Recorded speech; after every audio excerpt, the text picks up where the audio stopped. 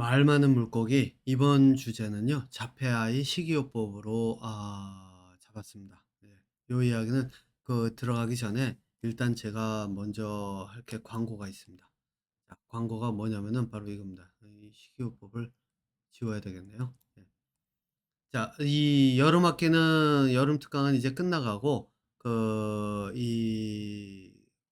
기초 과정 이제 가을 학기 9월 달부터 들어가면서 기초 과정 교육 방법 개론 자폐 일반 아이들도 들어가지만은 주로는 자폐와 일반을 제가 둘로 나눠서 이제 수업을 하게 될 텐데 일단 요번에는 일반 아이들의 교육 방법 개론은 개설하지 않고요.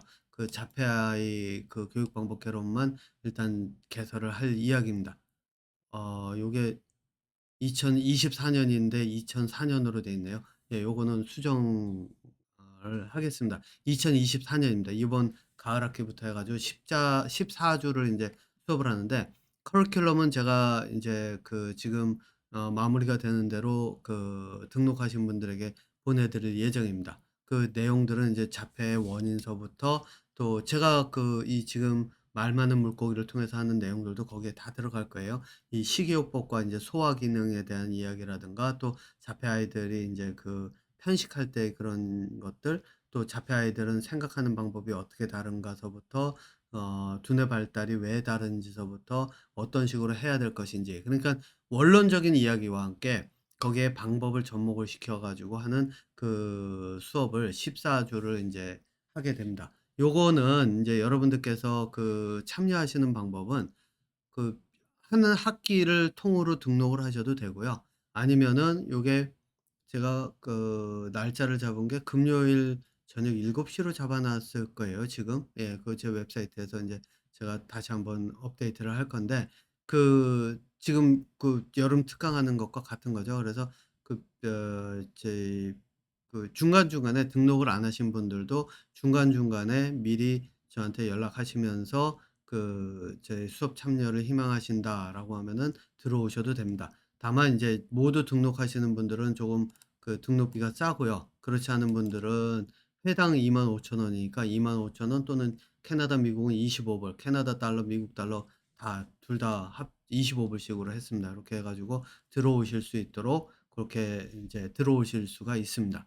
예. 등록하시면서 뭐 "이번 주 들어오겠습니다."라고 저에게 이메일 보내시면 첫 번째만 보내시면 제가 링크 보내 드리면 그거 가지고 한 학기 내내 쓸 수 있거든요. 그러니까 어 예를 들어서 지난주에 들어왔는데 '아 요번 주도 또 참여하고 싶다.' 그러면 "이번 주도 참여하겠습니다." 그러고 그냥 송금만 하시면은 바로 같은 링크로 들어오실 수 있도록 그렇게 인제 시스템을 만들었습니다. 주제는 그때그때마다 다 다르기 때문에 예 그리고 따로따로 독립된 주제이기 때문에 아마 앞에 거는 중간에 거 건너뛰더라도 하나씩이라도 인제 들어와서 보실 수 있는 데는 무리가 없을 걸로 인제 생각이 듭니다. 자, 요거는 인제 광고였고요. 인제 자폐아이 식이요법에 대한 이야기로 들어가겠습니다. 제가 자폐아이 식이요법에 대한 이야기를 어떤 분께 인제 질문을 받았는데 "아이 식이요법 어떻게 생각하냐?"라고 하길래 제가 이게 생소해 가지고 그래서 사실 그게 뭔지를 모르기 때문에 인제 좀 그분한테도 여쭤보고 또 이 내용을 좀 찾아봤어요. 예. 내용을 좀 찾아봤는데 저희 아이 같은 경우에는 아직도 흥분하면은 머리를 좀 세게 때린다든가 막 이렇게 쾅 하고 친다든가 그래서 '뇌진탕 걸리는 거 아닌가?' 싶을 정도로 세게 때릴 때도 있고 막 몸을 이렇게 때리거나 이렇게 펄쩍펄쩍 뛰고 의자에서 흔들고 뭐 이런 경우가 많이 있는데 그런 것들을 보면은 이게 흥분 상태라고 볼 수 있죠. 예, 흥분 상태. 그래서 제가 보니까는 인제 그런 것 같더라고요. 아이들이 흥분하고 막 통제가 안 되고 그러니까 식이요법 같은 걸 하니까 좋아지더라. 예, 좋아지더라 더라. 그리고 그래서 인제 거기다가 영양제까지 영양제까지 인제 어떤 이제 처방 아닌 처방 그러니까 이게 의사분들이 이런 거를 조합해서 만들어 가지고 이렇게 이제 팔고 그러는 것 같더라고요. 영양제도 인제 사서 먹거나 이런 것들. 이런 것들이 인제 있는 그 하나의 접근법으로 이렇게 있더라고요. 제가 그 이야기를 들으면서 '이게 도대체 왜 시작이 됐나? 이게 근거가 어디서 왔지?'라고 해 가지고 제가 유튜브를 좀 찾아봤어요. 그분 그 시작이 뭐 대구의사 김땡땡인가 김땡땡? 뭔 땡땡? 제 정확하게는 기억이 안 나는데 아무튼 그 채널에서 다룬 내용과 함께 다른 여러 사람들이 그 이 식이요법에 대한 이야기들을 많이 하더라고요. 그래서 자폐 아이들에게 먹이면 안 되는 음식 또 먹이면 좋은 음식 이렇게 나눠져 있더라고요. 저희 같은 경우에는 사실상 그 아이의 그런 어떤 식이요법이라는 걸 따로 하진 않았어요. 물론 지금도 아이 그 가 가지고 병원 가서 인제 검사를 했는데 그 몸에 바이타민 D가 좀 부족하니까 그거 좀 보충할 수 있게 해 하라고 그래서 인제 바이타민 D 제제를 제품을 인제 좀 먹게 하고 그런 거는 있지만은 한 번도 식이요법이라고 하는 걸 써 보지를 않았거든요. 그리고 뭐 저희가 지난번에도 말씀드렸지만 이 자폐 커뮤니티에서 완전히 동떨어져 나와서 제가 인제 직접 아이들이 아니죠. 아이를 인제 저희 아들을 가르치겠다라고 해가 하는 그 순간부터는 모든 것들이 인제 제가 결정하면서 제가 하는 거였으니까 그 사실상 다른 사람들이 어떻게 접근하는지를 모르기 때문에 식이요법에 대한 내용도 사실 제가 알 접해 여기에 있는지 없는지도 몰라요. 하지만 들어본 적은 없어요. 예전에 인제 저희 아이랑 가서 그 자폐 그 커뮤니티 가서 부모들하고 잠깐 이야기를 한다든가 그랬을 때도 식이요법에 대한 내용이 없었는데 요즘 보니까는 그 한국에서는 이 식이요법에 대한 이야기들이 굉장히 많이 나오더라고요. 자 그래서 제가 인제 생각을 해 봤어요. '이게 도대체 근거가 어디서 있고 왜 이런 것들이 나오나.' 그래 가지고 이 영상들을 쭉 찾아가면서 이렇게 쭉 하다 보니까 재밌는 게 뭔지 아세요? 제일 처음에 그 재밌는 게 사람들이 이야기를 하는데 식이요법이 그러니까 이게 인제 저당 그러니까 탄수화물이 다 적은 이 식이요법 그거를 이야기를 하는 식이요법을 하는데 탄수화물이 적다라고 하는 게 왜 이게 적어야 되고 또 무엇을 근거로 왜 이런 이야기가 나왔는지 이거에 대해 다루는 데가 아무도 또 없더라고요. 뭐 딱 한 명 그 저희 의사가 얼핏 논문을 그 이야기를 하면서 인제 이야기를 하기도 하고 하는 거를 들었던 것 같은데 그분이었는지 정확한 기억은 안 나지만요. 그런데 그 논문 이야기 빼놓고 나머지는 다 뭐냐면은 당이 적은 걸로 해 가지고 식이요법을 해야 되며 이래야 좋고 이래야 두뇌 발달을 저해하지 않고 뭐 좋다 뭐 이러면서 이야기를 하는 거예요. 그래서 제가 그 논문을 뒤졌어요. 물론 인제 제 아들을 통하면은 그 학교 도서관에서 인제 논문을 저희 복사본을 받아서 볼 수 있는데 저희 아들이 운전 연습 때문에 지난번 저희 어제 바로 이제 L에서 N자 그러니까 러너 배우는 그 사람에서 New driver로 인제 그 라이센스가 바뀌었는데 인제 이제야말로 진짜 라이센스를 딴 거죠. 예. 그거 운전 연습하고 뭐 이렇게 하느라고 제 이야기를 들어 주질 않아서 논문 찾아 달라는 얘기는 부탁은 못 하고 그냥 제가 인제 대충 찾을 수 있는 거 찾아서 읽어 봤는데 거기서 근거가 나오더라고요. 그게 뭐냐면은 뇌전증 환자를 대상으로 했더라고요, 뇌전증. 뇌전증 환자를 대상으로 해 가지고 당이 적어지면 어떤 일이 벌어지냐면 이거는 뭐 저도 그 생화학을 전공을 했었고 메타볼리즘이나 이런 쪽에서 굉장히 오래 다뤘었기 때문에 그렇다고 해서 지금 기억한다는 얘기는 아닙니다. 그 과정이나 이런 거 다 잊어먹어서 기억 못 해요. 예. 어쨌든 그런 것 그냥 기본적인 정보만 기억을 한다는 얘기예요. 당이 없으면 어떤 일이 벌어지냐면 지방을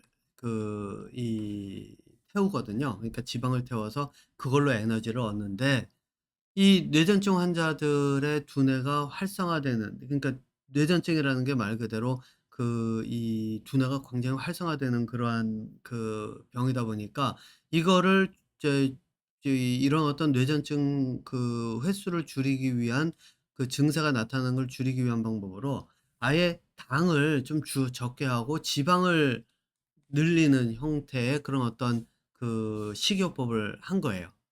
그랬더니 실제로 뇌전증 환자들에게서 그 횟수가 좀 많이 줄었다라고 하는 그 논문 결과가 나왔더라고요.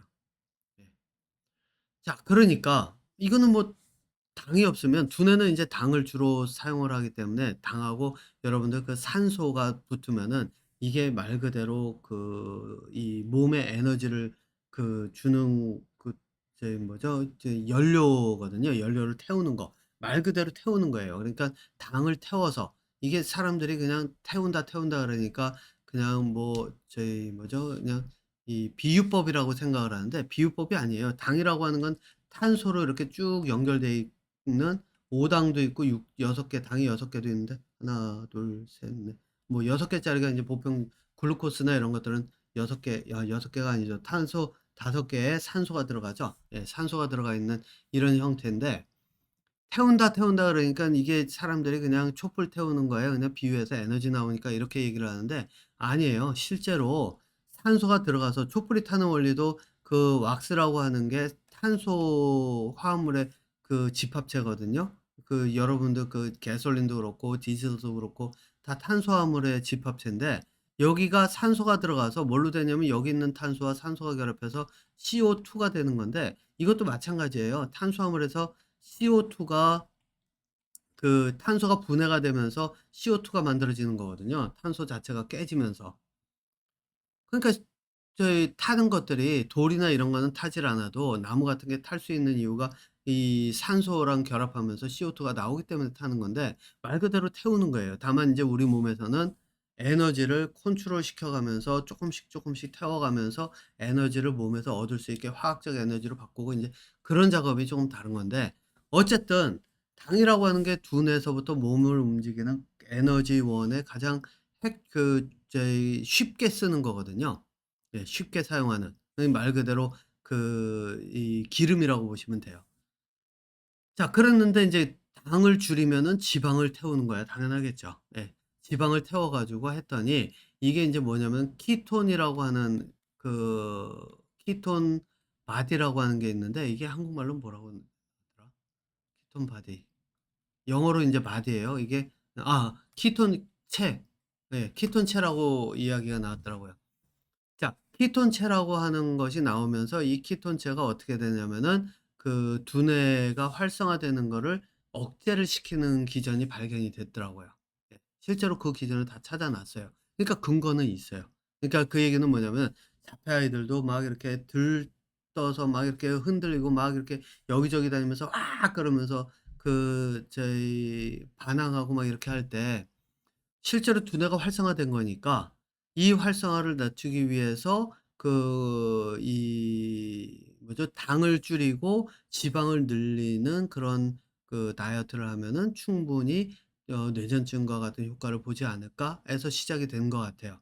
그리고 제가 짐작하건대 그거에 관한 논문이 여러 개 나와 있을 것 같아요. 자폐 아이들로 확장을 한 것까지. 자, 여기까지는 좋다 이 말이에요. 예. 실제로 이제 그 근거도 인제 나왔으니까요. 자, 그러면은 탄수화물을 줄이고 화물을 줄이고 인제 지방을 늘리는 그런 그 다이어트를 한다 그러면은 이게 진짜로 아이들의 그런 어떤 활성화를 두뇌 그런데 여기서 인제 먼저 제가 이 이야기를 꺼내는 이유를 먼저 말씀드려야 되는데 이 의사도 그렇고 대구 무슨 땡땡 의사도 그렇고 뭐 다 써 놓은 것들이 뭐라고 써 놨냐면 탄수화물이나 이런 쓴 게 아니라 유튜브에서 얘기하는 게 뭐냐면 탄수화물이나 이런 걸로 줄여 놓으면 뇌가 일단 그 이 염증이 일어날 확률이 적고 막 이렇게도 얘기를 하는 거예요. 그래서 제가 생각을 해 봤어요. '염증이 늘어날 확률이 줄어?' 이건 처음 듣는 얘기인데. 그래서 저는 실제로 왜냐면 '두뇌가 활성화되면 그게 염증으로 간다?'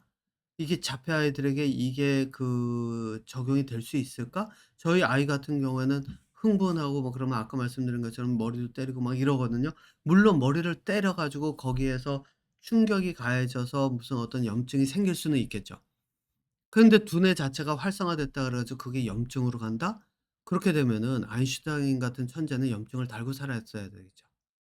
예. 왜냐? 저는 실제로 뭐라고 얘기하냐면 두뇌가 활발해지질 않았을 때 염증이 발생하고 그러면 두통서부터 이런 것들이 스트레스 많이 받거나 이랬을 때요. 그런 일들이 발생을 한다라고 저는 생각을 하는데 이거 반대로 이야기를 하는 거예요. 그래서 뭐 근데 인제 그거를 근거를 찾으려고 이렇게 생각을 했었는데 뭐 아직까지 근거를 찾을 만한 시간은 없기 때문에 나중에 찾게 되면 다루고요. 일단 여기서 인제 요 내용만 가지고 이야기를 하려고 그래요. 자 그런데 제가 알고 있는 한은 아이들이 이거를 일단 이 이야기를 먼저 해 볼게요. ADHD의 이 ADHD를 가진 아이들에게 쓰는 약물이 여기서는 인제 두뇌를 활성화시키는 거라 그랬잖아요. 그러니까 "두뇌를 활성화시키고 집중력을 높여준다."라고 하니까 제가 들은 바로는 예전에 한국에서는 처방을 받았는지 어떻게 했는지 모르지만 일반 아이들도 공부 효율을 늘리려고 이 약물을 ADHD에 쓰는 약을 먹어요. 예. 먹었다는 얘기를 들었어요. 예.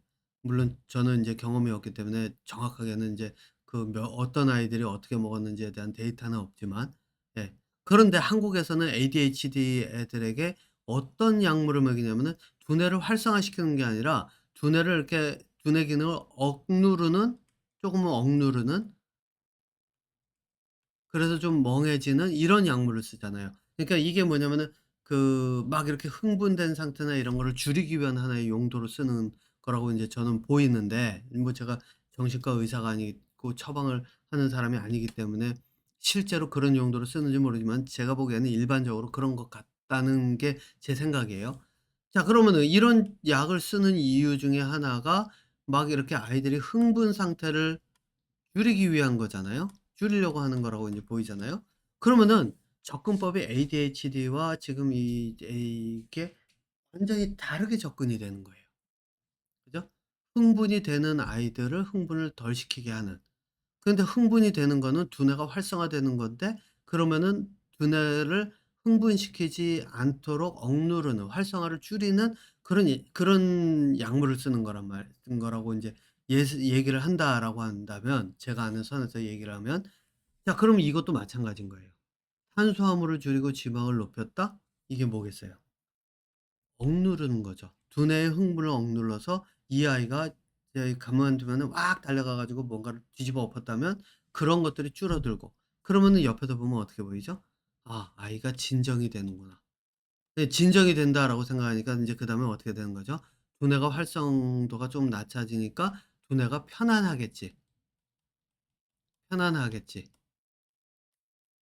두뇌가 편안하니까 뭐 염증이나 이런 것도 없겠지. 줄겠지. 그러면은 이런 게 줄면은 두뇌가 발달하겠지. 이런 어떤 하나의 일련의 기대감 이런 거를 가지고 이런 접근법을 쓰는 것 같더라고요. 자 그러면 여러분 인제 한번 보세요. 제가 쪼금 아까 말씀드렸죠. 두뇌가 진정이 된다? 만약 이거는 그럼 정신과 약물도 마찬가지예요. 예 정신과에서 쓰는 약물도 두뇌를 진정시키는 역할을 하는 거라고 저는 보이니까요. 그럼 두뇌가 진정이 된다? 그러면은 염증이 없을까? 아니죠. 여기서 만약에 스트레스 받으면 어떻게 될까요? 그럼 염증이 더 늘죠. 예. 자 거기다가 두뇌의 활성도가 떨어진다? 억제된다? 이게 뭐를 뜻할까요? 두뇌 발달이 안 된다예요. 그죠? 두뇌 발달도 떨어진다예요. 그러니까 지금 거꾸로 접근을 하고 있다는 얘기예요. 그러니까 이게 뭐냐면 아이들의 물리적인 행동이나 이런 것들이 부모님들이 옆에서 볼 때 감당하기 어려우니까 그거를 어떻게 생각하냐면 '이 아이가 뭔가 잘못됐다. 그래서 고쳐야 되겠다.' 그러니까 치료라는 얘기를 자꾸 하는데 '치료를 해야 되겠다.'라고 생각을 하니까 저희 활성도가 높으면 안 되니까 활성도가 낮춰지고 활성도가 낮춰지면 '발달이 되지 않을까.'라는 막연한 희망에서 가다 보니까 실제로 제가 보는 관점에서 오히려 두뇌 발달을 억누르는 게 돼 버리는 거예요. 거기다가 더하기 하나가 더 있어요. 보니까 영양제를 처방안이라 팔더라고요, 의사들이. 막 조합을 여러 가지를 해 가지고. 근데 여러분들 영양제가 뭔지 아세요? 설탕을 예를 들어서 당이죠. 설탕을 예를 들어서 이거는 정제됐죠. 정제된 화합물, 정제된 물질, 그냥 물질 하나의 순수 물질로 얘기해 볼까요? 예, 순수 물질. 이렇게 이야기를 하면 영양제도 정제된 순수 물질의 집합체예요. 바이람이나 이런 거는 저희 말 그대로 미네랄이니까 아니지만 영양제라고 하는 것 자체, 영양소가 될 수 있는 것, 이런 거는 집합체예요. 그러니까 정제된 물질의 집합체예요. 자, 그래서 이거를 복용함으로써 아이가 좋아질 수 있다라고 이야기를 해요. 좋아질 수는 있겠죠. 뭐냐? 아이가 탄수화물에 대한 그런 어떤, 예를 들어서 탄수화물 수치를 낮추기 위해서 지방 흡수를 높일 수 있고, 또는 지방을 대체할 수 있는 뭐 오메가3 라든가 이런 것들 영양제에 잔뜩 넣어서 뭐 지방을 오히려 늘려주는, 그러면은 아이들이 어떻게 될까요? 활성도가 두뇌 활성도가 내려가고, 그러면은 아이들이 얌전해지고 해지고. 말이 되죠. 예. 그러니까 말 그대로 식이요법과 같이 가요. 탄수화물 줄이고 지방을 늘리는 것과 큰 차이가 없어요. 여기서는 지방이나 뭐 이런 것들을 더 집어넣고 흡수도를 높여주기 위해서 뭐 또 이런 것 저런 것 추가를 다 하겠죠. 예. 어쨌든 그렇다고 저는 보여요. 영양제가 정확하게 어떤 조합인지는 저는 모르겠지만은 바로 인제 이런 이야기들이 있단 말이에요. 그런데 소화기관, 이거는 뭐 제가 이 뭐죠, 요번 가을 학기에서 인제 개론 을 다룰 때 인제 실제로 소화에 대한 내용을 좀 구체적으로 다루겠지만, 여기서는 짧게 하는 거니까 그 내용은 다루지는 않겠습니다. 근데 간단하게 이 얘기만 할게요. 소화를 하는 과정은 뭐든지 잘게 부셔서 그것들을 내가 영양소를 흡수를 해서, 영양제가 아니라 영양소를 흡수를 해서 그걸로 내가 살아가는 거예요. 그럼 그 과정에 어떤 과정이 포함이 돼 있느냐? 물론 입에서 씹는 것도 있지만 이거 다 빼고 위하고 장만 보면, 위하고 장이 계속 움직여야 돼요. 자, 이 이야기는 뭐냐면은 위도 근육이고 장도 근육이 있어요. 흡수하는 그런 것도 있지만 근육이 있단 말이에요. 그럼 얘네들은 계속 움직여야 돼요. 그러면서 음식을 소화해야 돼요. 그런데 여러분들 설탕 종류 초콜릿 같은 거 지친 아이한테 주면은 한 5 분 10분 안에 힘이 쫙 올라가거든요. 그게 뭐를 뜻하냐면, 위와 장이 있으면은 이 설탕과 같은 거는 정제된 물질들은 소화를 시킬 이유가 없어요, 위와 장이. 그럼 어떡할까요? 바로 흡수해 버려요. 그러니까 영양제도 마찬가지예요. 먹으면 바로 흡수되고 그러면 힘이 바로 나죠. 혹시 흔히 얘기하는 무슨 공진당? 저도 그거를 한번 먹어는 봤었는데, 먹고 나니까 이 밤에 잠자는데 지장이 있어 가지고 '아, 이거는 신경 흥분제다.'라고 해 가지고 아예 인제 쳐다도 안 보는데, 어쨌든 이런 것들을 보면은 쭉 흡수가 빨라요. 그러면은 몸이 힘들고 막 이런 사람들에게는 실제 도움이 되죠. 예를 들어서 내가 몸이 아프고 지치고 진짜 그래 가지고 당장 뭔가 움직여야 되는데 에너지는 없고 그러면은 영양제든 이런 게 도움이 되죠. 보약, 보신탕, 보신탕은 계곡이니까 뺄게요. 예, 보신탕이 아니라 보약? 뭐라고 하는, 몸보신. 몸보신 할 수 있는 그 몸보신 할 수 있는 보신탕이 그래서 나오나요? 근데 이거 왜 계곡이지?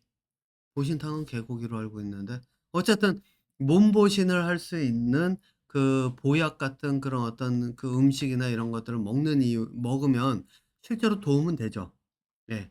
왜? 빠르게 흡수돼 가지고 내 몸을 회복할 수 있도록 몸에 힘이 나니까 그걸 가지고 인제 회복의 절차로 들어갈 수가 있으니까요. 그런데 이거를 장기적으로 먹으면 어떻게 될까요? 장기 복용. 자, 이제부터 한번 볼게요. 영양제가 많이 들어가면 몸은, 예를 들어서 내가 좀 질긴 음식, 샐러드를 먹었어요. 샐러드 같은 경우에는 야채니까 소화가 굉장히 어렵거든요. 이 인간의 몸에서 소화기관에서는 야채 자체를 그 소화를 생야채, 제가 여기 인제 생야채를 얘기를 하는 건데, 예, 생야채는 소화시키기가 굉장히 어려워요. 초식동물 의 그런 어떤 기능이 많이 줄어 있기 때문에. 그런데 이런 거를 먹으면 소화를 시키기 위해서 어떻게 하냐면은 그 이 위산하고도 섞어야 되고, 장에 가면은 그 효소가 나오면 그 효소하고도 섞어야 되고, 그래서 장도 움직이고 위산도 움직이고, 그래서 장도 이 왜 제 뭐죠? 곱창 같은 거 여러분들 드셔 보시면은 이게 사람 얘기하다가 이 곱창 얘기 나와서 그런데, 그 곱창 같은 거 드시면 좀 단단하잖아요. 이게 질겨요. 예. 좀 단단한 질긴 이유가 이 근육과 같은 게 들어가서 그런데, 걔네들이 움직여서 소화를 시켜야 되거든요, 서로 섞어 가면서. 그런데 이 여기 샐러드를 먹으면서 이 영양제를 같이 먹었다. 그러면은 몸이 어느 걸 흡수할까요? 흡수가 빠른 거를 제일 먼저 받아들여요. 그러니까 이게 말 그대로 설탕, 지방, 지방도 인제 잘 정제된 지방 이런 거예요. 영양소죠, 말 그대로. 그럼 영양소가 빠르게 흡수가 돼요. 그러면은 몸에서 영양소가 어느 정도 흡수가 되고 나면 이 위나 장이 소화를 시켜가면서 음식을 이렇게 밑으로 내려보낼 이유가 얼마나 될까요? 별로 없어요. 그럼 어떻게 하죠? 그냥 소화 대충 시키고 내려가요. 그럼 소화 대충 시키면은 이 위와 장의 근육을 얼마나 쓸까요? 별로 안 써요. 그럼 근육이 점점 위축이 돼요. 그럼 점점 그 왜 팔도 왜 운동 안 하고 한참 놔두면 근육이 약해지잖아요. 그거랑 똑같다고 보시면 돼요. 그럼 근육이 약해져요. 그 근육이 약해지면 이제 실제 음식물이 들어왔을 때 잘 못 먹어요. 그런데 인제 여기서 중요한 게 뭐냐면, 예를 들어서 삼겹살 같은 걸 먹었다. 기름기 있는 거. 그래서 왔더니 이 장이 이렇게 있는데, 장을 보면은 이게 융기 돌기가 이렇게 나오듯이 이렇게 돼 있거든요. 소화 흡수를 좀 늘리기 위해서 면적이 좀 늘어나 있는데, 지방이라고 하는 게 여러분들 손에 그 기름 묻으면 잘 안 떨어지죠? 그거랑 같다고 보시면 돼요. 특히 이 돼지고기 기름이나 소고기 기름이. 그래서 소고기든 돼지고기든 먹었더니 기름이 있는 게 들어갔는데, 얘네들이 이 장에 딱 붙었는데 잘 안 떨어진다고 생각해 보세요. 그 상태에서 그다음에 장도 잘 움직이질 않아요. 뭐 일반적으로 근육이 있으면 계속 움직여 가면서 장과 장이 비벼 가면서 막 이렇게 섞이면은 붙었던 놈도 떨어져 나올 수 있지만은, 장의 움직임의 기능이 쪼끔 줄었다라고 생각해 보세요. 그럼 어떤 일이 벌어질까? 잘 안 움직여져요. 그러면 나중에 가면 어떻게 될까요? 이게 대장증 가면 대장에는 균이 있어요. 그죠? 이 균들이 왔다 갔다 하면서 돌아다니는데, 얘네들이 제일 많이 찾는 게 뭘까요? 요 붙어 있는 음식 찌꺼기들. 그러니까 기름기가 붙어 있으면 거기에 딱 들어붙어서 자라요. 그럼 거기에서 파티를 해요. 말 그대로 먹을 게 많이 있으니까. 그러다가 장에 있는 그 세포, 인간 세포까지도 건드리게 되면 어떤 일이 벌어질까요? 염증이 생기겠죠. 이런 것들이 나중에 가면 뭐가 될까요? 암도 되겠죠. 예. 그래서 저는 뭐라고 얘기하느냐, 소화를 시키는데 소화기관이 제대로 움직여서 소화시키는 게 아니라, 이렇게 이제 이 프로세스드 푸드라 그러잖아요. 만들어진 그런 어떤 설탕과 지방이 들어간 이런 음식, 외부에서 한국에 가서 보니까 실제로 음식점에서 먹는 음식들이 주로 다 잘 넘기고 부드럽게 넘기고, 거기에 단맛과 뭐 기름기와 고소한 맛과 이런 게 다 섞여 들어가 있는 이런 거를 굉장히 많이 팔더라고요. 그 탕후루 같은 건 특히 인제 단맛이 많이 들어가 있잖아요. 그런 걸 먹으면 빨리 흡수가 돼서 근육 기능, 장 소화 기능이 떨어지고, 소화 기능이 떨어지는데 뭐 또 그 고기라든가 이런 것들을 가끔 먹어가면서 했더니 지방벽에 붙어서 잘 떨어져 나오질 않고, 이런 일들이 벌어지면 어떻게 되겠어요? 예. 그러니까 여러분도 한번 생각해 보세요. 아이에게 영양소 때려 넣어 가면서 그 또 불균 저희 탄수화물이 적고 지방이 높은 걸 해 가면서, 이게 아이들에게 종합적으로 얘기하면 뭐를 얘기할까요? 소화 기능 떨어뜨리고, 그쵸? 소화 기능 떨어지면 후에 염증이 늘어날 확률이 늘고, 그죠? 또 탄수화물이 적고 지방이 많은 거를 먹다 보니까 두뇌는 두뇌 기능이 억제되고, 두뇌 기능이 억제되면 잘 사용하지 않는 곳은 염증이 저는 반대로 늘 가능성이 높다고 이야기를 합니다. 자, 그러면은 우리 아이들이 장기적으로 어떤 일이 벌어질까요? 자폐 아이들은요, 제가 지금까지도 계속 강조하지만 두뇌를 활성화시켜 가면서 그 활성화된 두뇌, 그러니까 이 두뇌는 스트레스나 뭐 이런 활성화가 아니라, 예, 스트레스는 줄이지만 실제로 두뇌, 아이들이 스스로 생각할 수 있는 판단하는 그런 기능을 활성화시켜서 그 기능을 통해서 세상과 연결해야 되는데, 이걸 이렇게 해 버리면 제가 볼 때는 후에 가서는 총체적 난국인 상황이 이 벌어질 수도 있다는 거예요. 소화 기능은 소화 기능대로 어려움이 겪을 수 있고, 두뇌 기능은 두뇌 기능대로 어려움을 겪을 수 있고, 지금 당장 부모님들, 지금 엄마 아빠 눈에는 아이가 가서 막 이렇게 집 안에 들어가서 물건 집어 던지면서 악 쓰면서 덤비고 이런 것들이 줄었는지 모르지만, 그게 줄면서 함께 이런 일들이 함께 벌어질 수 있다는 거예요. 그럼 어떻게 해야 되느냐? 방법은 하나예요. 일상에서 아이가 화낼 이유를 줄여 나가는 거. 이거를 할 수 있는 거는 부모님들이 환경을 만들어 주고, 부모님들이 환경을 만들어 줘 가면서 그렇게 할 수 있도록 하는 것. 그러면서 화낼 이유가 줄어들면 두뇌가 활성화되기 시작하니까, 여기서 활성화는 두뇌의 생각하는 두뇌의 활성화예요. 두뇌가 활성화되면은 그 활성화를 더 촉진시켜 주기 위해서 두뇌가 활성화될 수 있도록 제가 여기서 이 말 많은 물고기를 통해 나누는, 뭐 예를 들어서 뭐죠? 언어 발달이라든가 이런 걸 통해서 자기가 자기의 의사 표현을 함으로써 성취감을 느껴가고, 그런 거를 통해서 또 다른 성취감을 느끼기 위해서 움직일 수 있도록 계속 이렇게 이제 앞으로 나아갈 수 있도록 하는 그 방법밖에는 없다는 거예요. 그래서 저는 이렇게 말씀드립니다. 식이요법이요.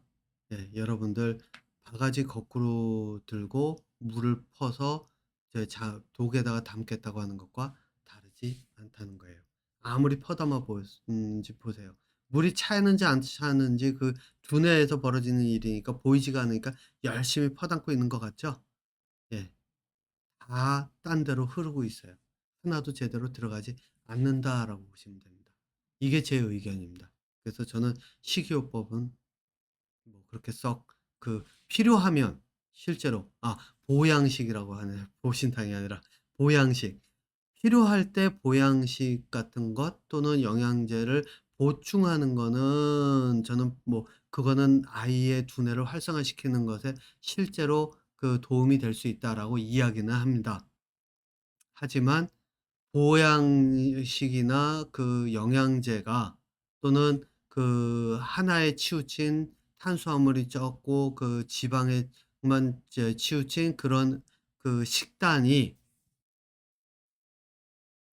아이들의 미래를 바꿀 수 있다? 네, 바꿀 수는 있겠죠. 예. 바로 여기서 얘기한 총체적 난국으로 가는 그런 미래는 뭐 올 수 있겠죠. 지금보다 더 총체적 난국이 되면 많이 바뀌는 게 되니까요. 예. 자, 여기까지가 제 식이요법에 대한 의견이었습니다. 이번 방송 여기서 마치고요. 다음에 새로운 주제로 찾아뵙도록 하겠습니다.